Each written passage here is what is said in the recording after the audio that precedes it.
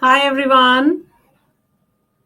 Hello everyone. Welcome to CAT Editorial RCs. My name is Abhilasha, and as you know, we've been discussing reading comprehension passages from different editorials in this series. So, keeping that in mind, today's session is based on an editorial from The Economist. I hope you will like it. Remember that Economist is one of those sources where the CAT RCs are coming from in large numbers. At least 3 to 4 passages from The Economist come every year in your CAT paper. So, therefore, it's a wonderful source to be preparing for, right? I hope I am audible and visible and that you can see me and hear me very, very clearly. If you can, then can you quickly give me a yes or no so I know and all of us are on the same page. Please check if I am visible, if I am audible, and all of that. Also, in the meanwhile, I hope you have shared the session with your friends, those who are preparing as well as you are, or those who are preparing with you at the same time. So please share the session. Also, please hit the like button. Remember, your like is our lives. And also remember to subscribe to the chat, because if you haven't subscribed, guys, then you will not be able to uh, participate in the chat. So do remember to subscribe to our channel. That's very, very important, guys. Thank you so much for doing this. I hope everybody's done this. You can also write your name, and if you have written CAT 2024 or any of the previous editions of CAT, you can tell me. Definitely, that is very, very exciting for me. Have you written CAT? Any of the previous ones, 2024, 23, or whichever one. If you have, then you can write that in the chat box along with your names. I'll be very happy to know. Let me reiterate, my name is Abhilasha. I've been teaching for CAT for the last so many years, and I have cracked CAT with the 99.99% several times. So here is your editorial RC for today. Without wasting any more time, guys, we will get into the passage and we will start looking at our questions straight up. Okay. All right, let's take a look. Today's editorial is from The Economist. Here it is, your passage. So again, I'm going to give you 2 minutes to read this part of the passage. There are two parts of the passage here. This is the second part. So read the passage, this portion, then we will come to the second part, and then we will read that and take a look at the questions. Okay, I'm going to mute myself for the first 2 minutes. All right, here goes.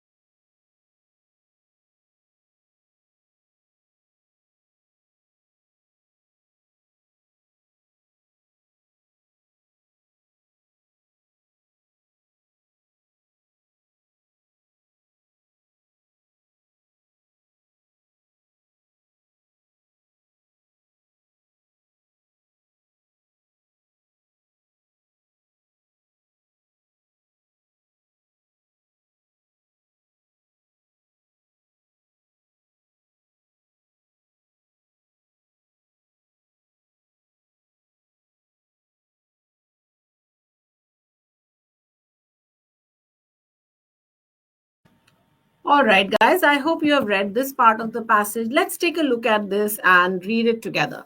So it says, moreover, Mr. Trump wants to be a deal maker, somebody who's tying up deals, and he hopes a Nobel laureate. He wants to win the Nobel Prize. In his first term, faced with the choice between allowing Israel to annex parts of the West Bank, annex means to take control over, right? And pursuing the Abraham Accords. Accord is, of course, friendship. He opted for the latter. Mike Huckabee, his nominee for ambassador to Israel, has long been a vocal supporter of annexation. At his confirmation hearing on March 25th, however, he tried to distance the administration from his past views. It would not be my prerogative. Prerogative means my right to make annexation the policy of the president. When it comes to Iran, so when it is the Iran's issue, Mr. Trump is at odds. So he's fighting with many of his advisors who oppose efforts to negotiate a new agreement that would limit the Islamic Republic's nuclear program. So the advisors don't want to negotiate a new agreement. Everyone around him is against a deal. People don't want that, says an Arab diplomat. Some officials in Washington wonder if recent American airstrikes against the Houthis were not only a warning to Iran, but a trial run of sorts. So was he planning to fight a war? For now, though, Mr. Trump seems intent on making a deal. So Mr. Trump wants to make a deal. Steve Witkoff, his Middle East envoy. Envoy means his messenger, right? So probably a diplomat thinks he can negotiate one quickly. He has told Republicans that he does not want to repeat the experience of John Kerry, Barack Obama's Secretary of State, who spent months in 2015 haggling over a 159-page pact known as the Joint Comprehensive Plan of Action. So it has already happened and he wants to negotiate one very, very quickly. That's Steve Witkoff's idea. All right, let's take a look at the second part of the passage. Again, I'm going to give you 2 minutes to read this and then we will continue.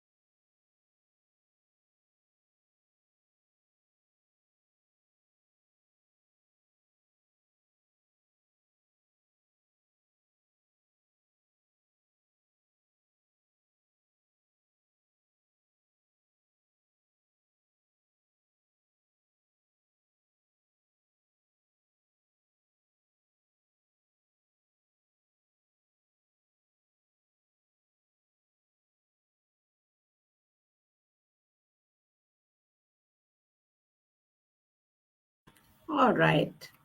All right, guys, let's read the passage together. This dilemma means a problem that is very difficult to answer, may soon come to a head. Come to a head means it will need some sort of a resolution, right? It will need a resolution. The European signatories to the JCPOA have until October 18 to trigger the deal's snapback provision, which would reimpose UN sanctions on Iran. Military planners would also prefer to carry out any strikes before winter weather makes the task harder. So they want to do it quickly. If Iran is unwilling to negotiate a serious deal, it seems possible that Mr. Trump would not only bless an Israeli strike but join it. So he could do that. If Iran is willing to talk, however, Mr. Netanyahu could find himself with an unpalatable choice. Unpalatable means something that is not acceptable, right? He does not want it, but he might just have to face it. Defy the president and act unilaterally. Defy means to rebel against. And act unilaterally means one-sided, or back down and accept a nuclear pact that will probably be weaker than the JCPOA, which he denounced. He had already rejected the JCPOA, but now he might just have to back down and accept this nuclear pact. Even for a hegemon is a dictator. Huh? Very lovely words here. Regional diplomacy is fraught with such quandaries. Fraught means full of. And quandary is a dilemma, a problem that is not easily solved. One way or another, Israel will have to find a way to live with 5 million Palestinians, with its neighbors in Lebanon, and with whatever regime emerges in Syria. They don't have a choice. It will also have to live with itself, so it has to accept what it has done. For decades, external threats helped unite the country. Now, by trying to stamp out those external threats so ferociously, so strongly, okay, Israel's government is deepening divisions at home. That means the society is, there are divisions in the society, okay? So problems everywhere for Mr. Netanyahu, right? All right, let's take a look at the questions. Here is your first question. Which of the following can be inferred from the passage? Again, I'm going to give you a minute to read and then we will discuss this.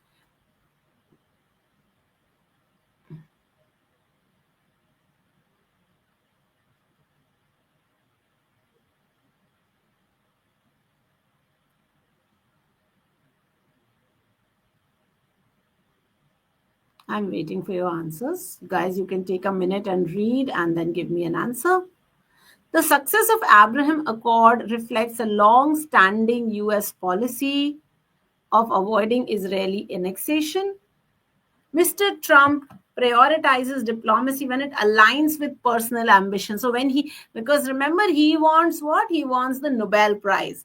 Now, for that, he is trying to prioritize diplomacy. So this can be inferred. The first one, we don't know if the success of Abraham Accords has happened also, that we cannot say. The JCPOA was a widely appreciated and effective agreement, but Israel has rejected it. So was it a widely appreciated one?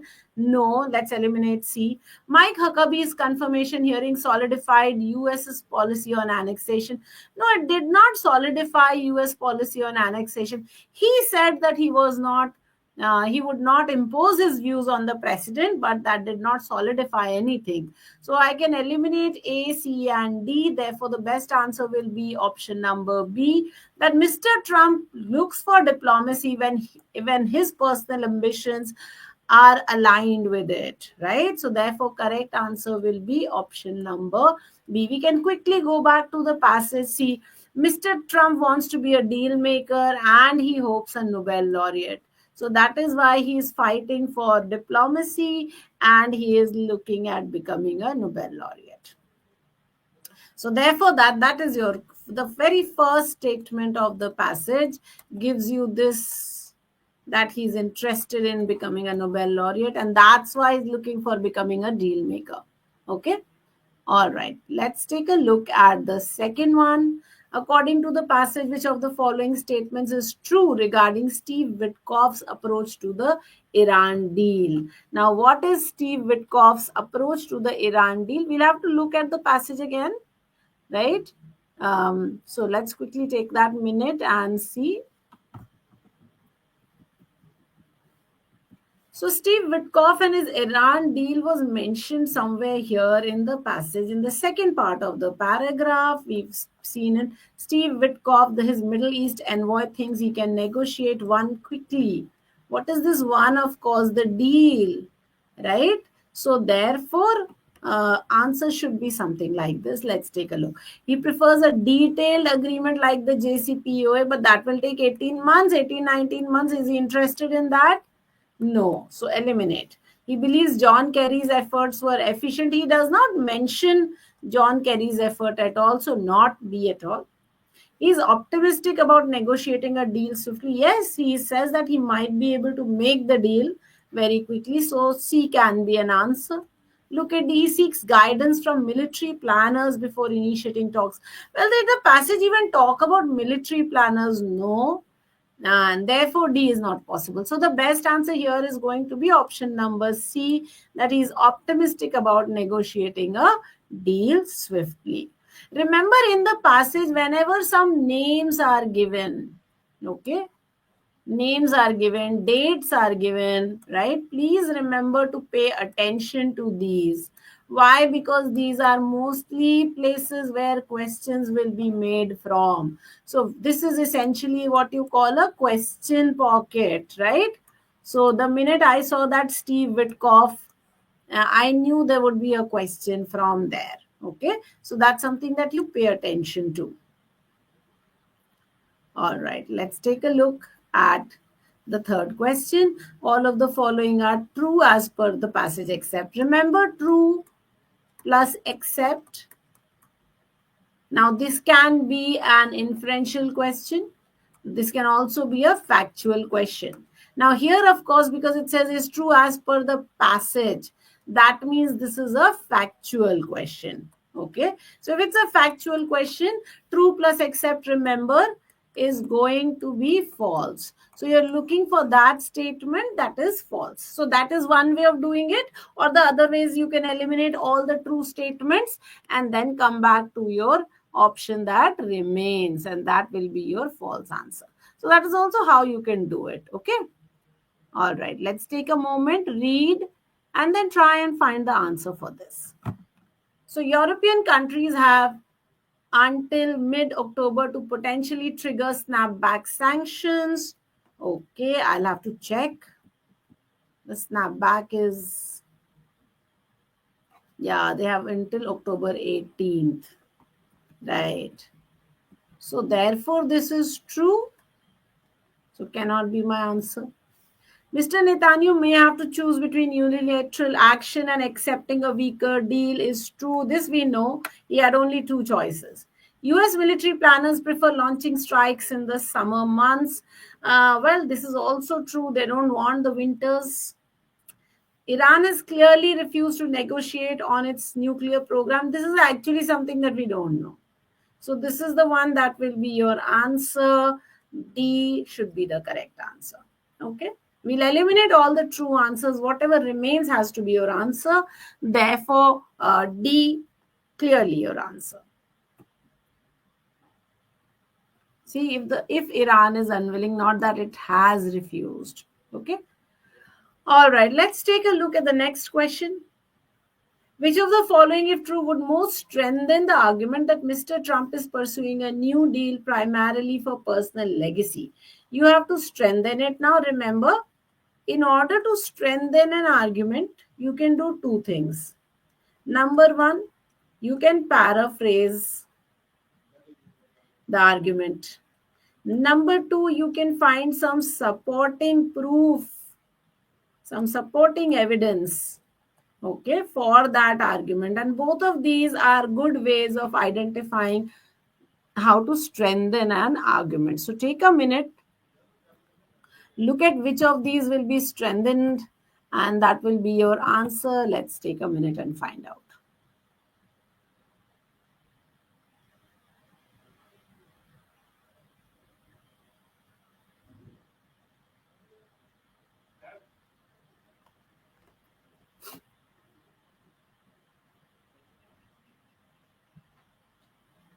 I'm waiting for your answer, guys.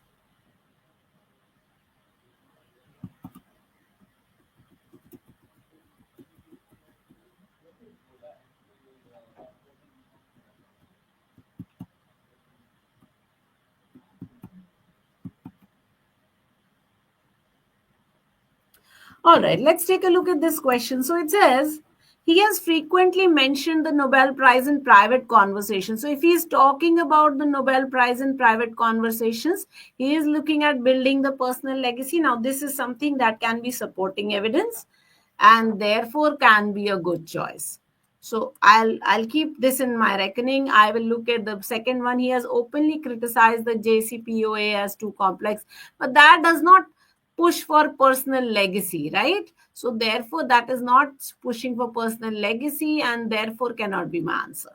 He has no military strategy to follow up if talks fail. Well, again, this is not talking about the personal legacy. He has recently appointed a new nuclear envoy with bipartisan support. Again, this would not be personal legacy at all. So the only one that actually pushes for personal legacy is option number A. And that is why that's going to be your correct answer. Okay. I hope you got that. All right, let's take a look at the fifth question. Which of the following can be most reasonably inferred about Israel's internal dynamics? So, what do we understand about Israel's internal dynamics? We'll need to find out. This was mentioned towards the last part of the passage itself. So, let's just go to the passage. Let's take a minute and we'll try and see what the passage was saying about this. So it had said, for decades, external threats external threats helped unite the country. Now, by trying to stamp out those external threats so ferociously, Israel's government is deepening divisions at home. So, because they're trying to stamp out those threats very, very strongly, with a heavy arm, what is happening is that within the country there is the divisions are deepening. So there is a problem inside the country, right? So this is where you will find your answer for this given question. Let's read it and try and see. Okay, question number 5. Let's take a look. So it says Israel's increasing aggressiveness is making it more united. We said deepening divisions. Did you see that? Now, deepening divisions does not mean united, right? So therefore, A is incorrect. Let's look at B. Domestic unity in Israel is being undermined by external politics. Yes, because they're trying to stamp out the external threats ferociously. So therefore, there are problems. There's deepening division within the country. So it is being undermined. This can be a choice of answer for us. I'll put a question mark on this. Israel no longer faces any credible external threats. This is something very imaginary. This is so false. Even the passage says something so opposite to it. So C cannot be an answer. Let's look at D. The government has resolved internal differences about annexation. Has it resolved internal differences, or the internal differences have increased? They have increased, right? So therefore, D is false according to the passage. So not D also. So the best option for us will be option number B. In fact, that's the only one that will work, guys.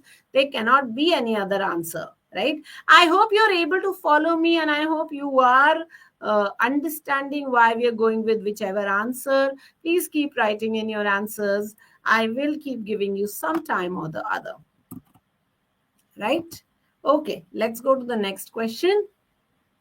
So here was the answer explanation. Trying to stamp out those external threats is deepening divisions at home. So that external threats, when you're trying to stamp out, the problems at home are increasing, right? All right, let's look at the next one. All of the following are false except. Remember, false except. So true except is false. Okay, and false except is going to be obviously true, right? So remember this, wherever you get a false except, you know you're looking for something that is true according to the passage. Okay, so take a moment, read this, and find out and tell me which of these is going to be true.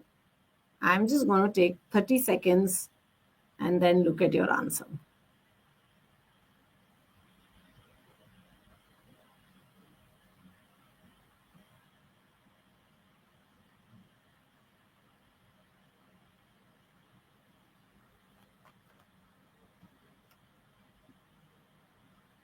Again, you can do this question in either of the ways. You can find the option that is false and eliminate those.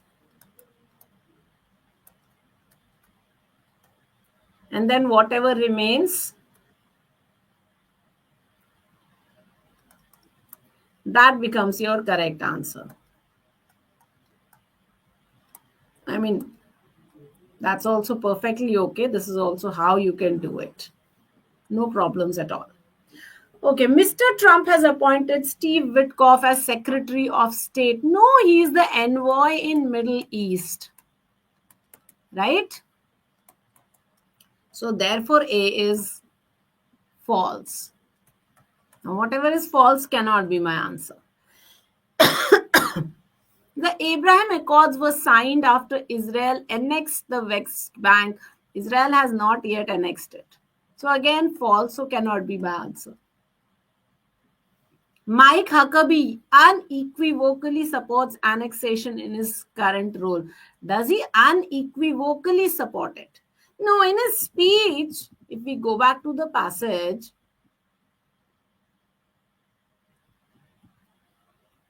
he says he tried to distance the administration. He says it would not be my prerogative to make annexation the policy of the president. But has he unequivocally done it? He has not, right? So he does not unequivocally support annexation in his current role. So I will not be able to take this. So false again. So eliminate A, B, and C. Look at D. Mr. Trump overrode his advisor's opinions on negotiating with Iran. Well, Mr. Trump's opinions were, his advisor's opinions were otherwise, his opinions were otherwise, and yet he just went along with his own opinion. So this is the one that is true, or your answer. So your answer here is going to be D, guys. I hope you got that, right? All right. Okay. So yes, D, Mr. Trump is at odds with his advisor who opposed the deal, and yet he's intent on making a deal. So that's your answer, guys. I hope this is clear to you. I hope if you have any questions, please always feel free to ask me your doubts. You can put the doubts in the chat box. You can just write Abhilasha ma'am and then put in your questions. Remember to hit like, share, and subscribe, guys. Thank you so much for joining in. I will see you next week with one more session where we will be doing some more questions. Thank you so much. Have a nice day. Adios, my amigos.